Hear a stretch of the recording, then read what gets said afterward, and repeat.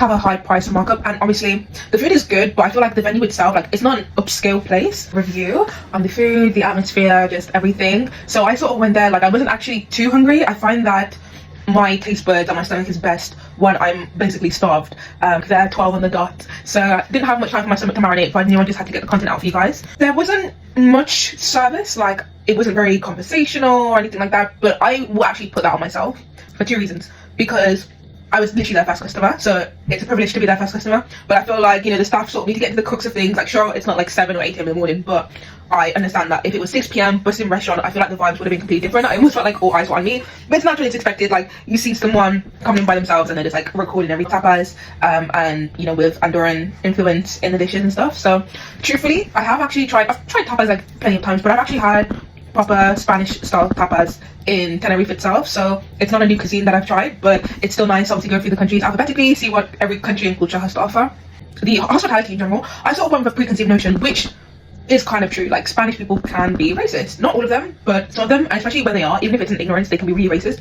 So truthfully, I was subconsciously apprehensive about going. I didn't know how to be treated, and in this day and age in the UK, it's not necessarily like you're gonna get hate crime, like someone's gonna call you the hard R, or you're not gonna get a seat at the table, but it's like subtle ways of being missed out or treated, or like you see them acting one way with certain people and not a certain way with other people, or like, do you know what I mean? So I sort of already went with that bad preconceived notion. Obviously I'm going with good vibes, but it's all subconscious. So I was a bit reserved. Like, I was shy, you know. When I came in, I was like, oh hi, like I'm a food content creator, and you know, I came here, I wanted to try it because I was their first customer, and I just felt like that my energy of just being shy was also mirrored. I feel like if I was like, hey, like, I feel like if I brought the energy, they probably would have reflected it back to me. But because I was quite reserved, I feel like maybe they thought, oh, she's not really talkative, or like she just wants to know her food in peace, let's not disturb her. So I kind of put that on me. But I think next time, I think part of having Spanish tapas also is going with another person. Obviously I went solo, I lived in things solo, but I think that's not part of it.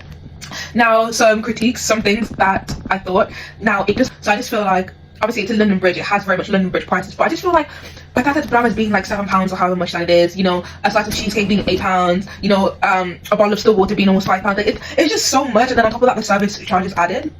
I felt like it was a little bit too pricey for what the food is for me personally. I know every restaurant, or some restaurants do like an upscale version of cuisine that comes at a high price point, but I just felt like, you know, for me, yeah, that was a critique. And I think two truths can exist at the same time, which is that might not necessarily love a food, but it's still good food. Like for me, and stuff like this, like Spanish cuisine isn't really my favorite cuisine on the whole entire planet. Like I enjoyed the patatas bravas, but you know, it's potatoes and sauce. Like, you know, it was really tasty. Honestly, it was probably like my favorite. It was like crispy, the sauce was tangy, it was really good. Cod croquettes, they were really good. I had like the 3 out of 4 of those. The garlic aioli sauce that came in was absolutely amazing. The chicken yuzu thing, I'm not gonna lie, was a little bit dry for me, but that sweet chili sauce, like the